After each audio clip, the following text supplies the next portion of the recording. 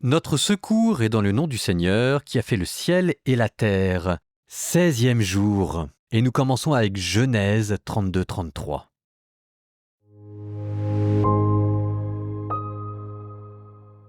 Laban se leva de bon matin, embrassa ses fils et ses filles, il les bénit puis s'en retourna chez lui. Jacob se mit en route et des anges de Dieu vinrent à sa rencontre. À leur vue, Jacob déclara « C'est le camp de Dieu ». Et il appela ce lieu Mahanaïm, c'est-à-dire les deux camps. Jacob envoya des messagers devant lui vers son frère Ésaü au pays de Séhir, dans la campagne d'Édom. Il leur donna cet ordre « Vous parlerez ainsi à mon seigneur, à Ésaü. Ainsi parle ton serviteur Jacob. J'ai séjourné chez Laban comme un immigré et j'y suis resté jusqu'à présent. Je possède des bœufs et des ânes, du petit bétail, des serviteurs et des servantes. J'en ai fait informer mon seigneur, afin de trouver grâce à tes yeux. » Les messagers revinrent vers Jacob et dirent « Nous avons trouvé ton frère Ésaü. Lui aussi marche à ta rencontre, et avec lui 400 hommes. » Jacob eut très peur, et l'angoisse le saisit.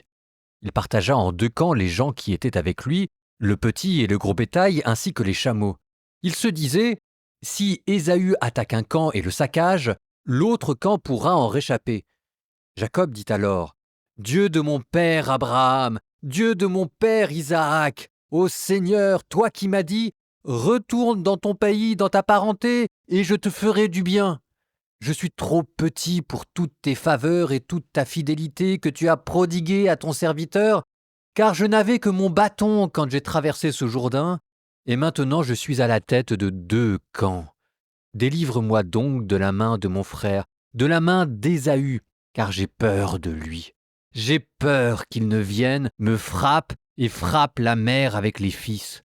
Or toi, tu m'as dit, je te comblerai de bienfaits, je rendrai ta descendance comme le sable de la mer qu'on ne peut dénombrer tant il y en a. » Jacob passa la nuit à cet endroit. Puis, sur ce qu'il avait acquis, il préleva un présent pour son frère Ésaü, 200 chèvres, 20 boucs, 200 brebis et 20 béliers, 30 chamelles laitières avec leurs petits, 40 vaches, 10 taureaux, 20 ânesses et 10 ânons.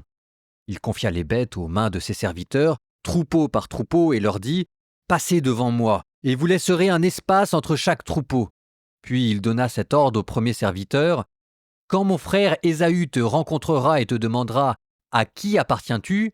Où vas-tu ? À qui appartient ce troupeau qui est là devant toi ?» tu répondras « À ton serviteur, à Jacob, c'est un présent qu'il envoie à mon seigneur, à Ésaü. Et le voici lui-même derrière nous. » Il donna le même ordre au deuxième, puis au troisième, bref, à tous ceux qui marchaient derrière les troupeaux. Il disait « C'est en ces termes que vous parlerez à Ésaü quand vous le trouverez. Vous direz « Voici que ton serviteur Jacob arrive derrière nous. » En effet, Jacob disait « Je l'apaiserai avec le présent qui m'aura précédé. Ensuite, je pourrai paraître devant sa face. Peut-être me fera-t-il bon accueil. » Ainsi le présent précéda Jacob, et lui-même passa la nuit au camp. Cette nuit-là, Jacob se leva, il prit ses 2 femmes, ses 2 servantes, ses 11 enfants, et passa le gué du Yabok. Il leur fit passer le torrent, et fit passer aussi ce qui lui appartenait. Jacob resta seul. Or, quelqu'un lutta avec lui jusqu'au lever de l'aurore. L'homme, voyant qu'il ne pouvait rien contre lui, le frappa au creux de la hanche, et la hanche de Jacob se démit pendant ce combat. L'homme dit « Lâche-moi, car l'aurore s'est levée. » Jacob répondit « Je ne te lâcherai que si tu me bénis. » L'homme demanda « Quel est ton nom ?» Il répondit « Jacob. » Il reprit « Ton nom ne sera plus Jacob, mais Israël, c'est-à-dire Dieu lutte. Parce que tu as lutté avec Dieu et avec des hommes, et tu l'as emporté. » Jacob demanda « Fais-moi connaître ton nom, je t'en prie. » Mais il répondit « Pourquoi me demandes-tu mon nom ?» Et là, il le bénit. Jacob appela ce lieu Pénouel, c'est-à-dire face de Dieu, car, disait-il, « J'ai vu Dieu face à face, et j'ai eu la vie sauve. » Au lever du soleil, il passa le torrent à Pénouel. il resta boiteux de la hanche. Et c'est pourquoi aujourd'hui encore, les fils d'Israël ne mangent pas le muscle qui est au creux de la hanche, car c'est là que Jacob avait été touché. Jacob leva les yeux. Il vit qu'Ésaü arrivait et avec lui 400 hommes. Il répartit alors les enfants entre Léa, Rachel et les 2 servantes. En tête, il mit les servantes et leurs enfants, puis Léa et ses enfants, et derrière, Rachel et Joseph. Quant à lui, il passa devant eux, et il se prosterna 7 fois, face contre terre, avant d'aborder son frère. Ésaü courut à sa rencontre, l'étreignit, se jeta à son cou, l'embrassa, et tous deux pleurèrent. Ésaü leva les yeux, vit les femmes et les enfants et dit « Qui sont ceux-là pour toi ?» Jacob répondit « Ce sont les enfants que Dieu a accordés à ton serviteur. » Alors les servantes s'avancèrent avec leurs enfants et se prosternèrent. Puis s'avança Léa avec ses enfants, et ils se prosternèrent. Enfin s'avancèrent Joseph et Rachel, et ils se prosternèrent. Ésaü reprit « Qu'est-ce que toute cette troupe que j'ai rencontrée ?» Jacob répondit « C'est pour trouver grâce aux yeux de mon Seigneur. » Ésaü dit « J'ai largement ce qu'il me faut, mon frère. Garde pour toi ce qui est à toi. » Jacob répondit « Oh, que non! Si j'ai trouvé grâce à tes yeux, de ma main tu accepteras mon présent. En effet, j'ai pu paraître devant ta face comme on paraît devant la face de Dieu, et tu t'es montré bienveillant envers moi. Accepte donc le présent que je t'ai apporté, car Dieu m'a fait grâce et j'ai tout ce qu'il me faut. » Il insista auprès de lui, et celui-ci accepta. Ésaü dit « Levons le camp, en route, je marcherai en tête. » Mais Jacob répondit « Mon Seigneur sait que les enfants sont fragiles, et j'ai à ma charge des brebis et des vaches qui allaitent. Si on presse l'allure un seul jour, tout le petit bétail meurt. Que mon Seigneur passe donc devant son serviteur. Mais moi, je cheminerai tranquillement au pas du convoi qui me précédera et au pas des enfants jusqu'à ce que j'arrive chez mon Seigneur en Séhir. » Ésaü dit « Je vais laisser auprès de toi quelques-uns des gens qui m'accompagnent. » Jacob répondit « À quoi bon ? Pourvu que je trouve grâce aux yeux de mon Seigneur. » Ce jour même, Ésaü reprit son chemin vers Séhir. Jacob, lui, partit pour Soukhot, où il se bâtit une maison et fit des huttes pour son troupeau. C'est pourquoi on appela cet endroit Soukhot, c'est-à-dire hutte. Venant de Padam-aram, Jacob arriva sain et sauf à la ville de Sichem au pays de Canaan et il campa en face de la ville. Pour 100 pièces d'argent, il acheta au fils de Hamor, père de Sichem, la parcelle de champ où il avait dressé sa tente. Là, il érigea un autel qu'il appela El, Dieu d'Israël. Jacob poursuivit son chemin et des anges de Dieu vinrent à sa rencontre.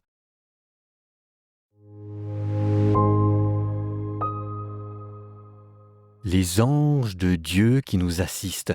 Ces petites mentions ça et là dans le récit vous rappellent qu'il s'agit d'un quelque chose de plus que d'un récit humain. Il y a les armées célestes qui assisteront Jésus pendant son combat sur la terre, qui assisteront, nous dit l'Apocalypse, les élus pour combattre contre le mal.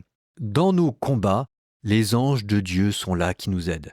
Ce que vous rappellera Exode chapitre 23, Dieu dit « Voici que moi, j'envoie un ange devant toi pour te protéger en chemin. » Jacob s'exclame « C'est le camp de Dieu » et il appelle cet endroit Mananaïm, les 2 camps. D'après les rabbins, c'est parce que Jacob était dans une telle situation de détresse qu'il avait besoin de 2 camps d'anges, l'un à l'avant, l'autre à l'arrière, car derrière, Jacob est poursuivi par son beau-père, et devant, il y a son frère qui vient à sa rencontre.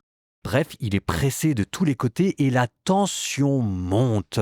Ésaü a toutes les raisons de l'attaquer et le fait qu'il vienne avec 400 hommes est tout sauf un présage de paix. D'abord, il y a cette amertume et cette rancune du droit d'aînesse plus ou moins volé. Ensuite, il y a possiblement la jalousie d'Ésaü envers Jacob, parce que Jacob, qui est parti de rien, est maintenant devenu riche.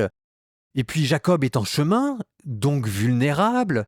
Et puis si jamais il faut l'attaquer, c'est avant que Jacob ne voie Isaac, son père. Donc là, Jacob est dans une position critique. Alors, regardez cette prière. Parce que, vous savez, des pièges inextricables dans lesquels nous sommes cernés de tous les côtés quand le malheur va fondre sur nous, ça aussi, comment est-ce que nous prions dans ces cas-là? La prière de Jacob devient un modèle.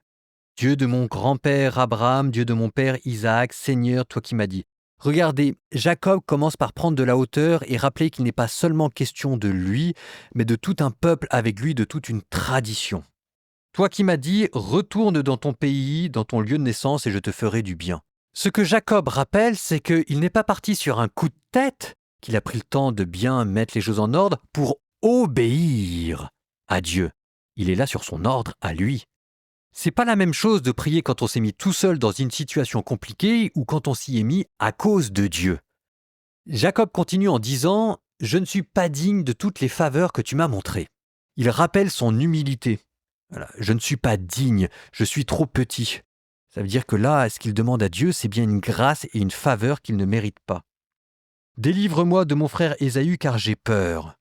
C'est le moment où ce sont l'émotion qui viennent prier et vous voyez que la prière là atteint une forme de sincérité. Et bien souvent, c'est la sincérité qui fait la qualité de notre prière quand elle vient des tripes. Et regardez ce qu'ils disent. J'ai peur qu'ils ne viennent et me frappent sans épargner ni la mère ni les enfants. Ce dont Jacob a peur, ce n'est pas de se faire frapper. Ce dont il a peur, c'est que la vengeance de Ésaü soit telle qu'elle ne se cantonne pas à sa personne, Jacob, mais qu'elle finisse par remporter avec elle et la mère et les enfants. Ce qu'il veut, ce n'est pas épargner sa personne, ce qu'il veut, c'est épargner la mère et les enfants. Et il continue, « C'est toi-même qui as dit, je te ferai du bien et je rendrai ta descendance pareille au sable de la mer. » Et là, il s'appuie sur la promesse de Dieu. Donc vous voyez, l'humilité, l'insincérité, et en même temps, il a quand même essayé de faire les choses bien, et comme il remet entièrement à Dieu. Vous savez, c'est facile d'être fier, arrogant, roublard, quand il est question simplement de nous-mêmes, mais quand on a des responsabilités, et Jacob, c'est ça la grandeur de ce personnage, c'est qu'il est conscient de ses responsabilités. Il y a un moment donné où la roublardise ne suffit plus, et on se retrouve, pauvre devant Dieu, à lui dire « Sauve-moi », c'est la panique. À la limite, on comprendrait que Dieu n'exauce pas nos prières quand elles ne nous concernent que nous, mais quand on a charge d'enfants et charge d'âme, vous savez que les prières dans ces cas-là, elles sont beaucoup plus intenses et beaucoup plus angoissées. Et ça vous donne cette image du combat de Jacob qui reste derrière tout le monde pour combattre on ne sait pas très bien contre qui, à la fois contre ses propres peurs, contre ses ennemis, contre un homme, contre Dieu, une forme mystérieuse. Dieu qui prend une apparence humaine, ce qui nous fait penser à Jésus, mais on n'y est pas encore. En tout cas, il lutte avec lui toute la nuit parce qu'il n'a pas le choix, il faut qu'il obtienne une réponse à ses prières et la bénédiction. Il lutte avec lui toute la nuit et c'est ce combat qui fait la grandeur de Jacob. Vous savez qu'en parallèle, on est en train d'écouter Job. Ce qui fait la grandeur de Job, c'est qu'il ne lâche pas non plus le morceau. Dieu aime les combattants. Dieu aime les personnes humbles, mais il aime aussi les personnes debout qui se battent. Est-ce que nous concevons nos prières sous ce mode du combat spirituel, comme si Dieu était une sorte de catcheur qu'il faut à tout prix mettre par terre pour obtenir de lui la bénédiction? Je vous jure, si jamais nous ne lâchions pas le morceau et que nous nous battions avec Dieu pour qu'au bout de la nuit il exauce nos prières, elles seraient exaucées. Eh bien ça veut dire quelque chose de l'homme. Et c'est là le titre de gloire de Jacob, qui fut le premier homme à se battre dans sa prière contre Dieu pour obtenir de lui les bénédictions, ce qui lui donne ce nom d'Israël qui va donner naissance à un peuple entier dont nous venons, Israël qui lutte avec Dieu. Pas forcément contre Dieu, qui lutte avec Dieu. En bonus, vous regarderez comment est-ce que Job répartit les femmes et les enfants. J'en dis pas plus. Transition poétique. Proverbes, chapitre 4, 10 à 19. Écoute, mon fils, accueille mes paroles, les années de ta vie en seront augmentées. Je te conduis par un chemin de sagesse, je te fais cheminer par des sentiers de droiture. Nulle entrave à ta marche, si tu cours, tu ne trébucheras pas. Tiens-toi à la discipline, ne te relâche pas. Veille sur elle, elle est ta vie. Sur la route des méchants, ne t'engage pas. Ne t'avance pas sur le chemin des malfaiteurs. Évite-le, n'y passe pas. Détourne-toi de lui, passe au-delà, car il ne dorme pas qu'il n'ait commis le mal. Le sommeil les fuit tant qu'ils n'auront fait chuter personne. C'est de la méchanceté qu'ils se nourrissent, d'un vin de violence ils s'abreuvent. La route des justes est lumière d'aurore, sa clarté s'accroît jusqu'au grand jour. Le chemin des méchants, c'est la ténèbre. Ils trébuchent sans savoir sur quoi.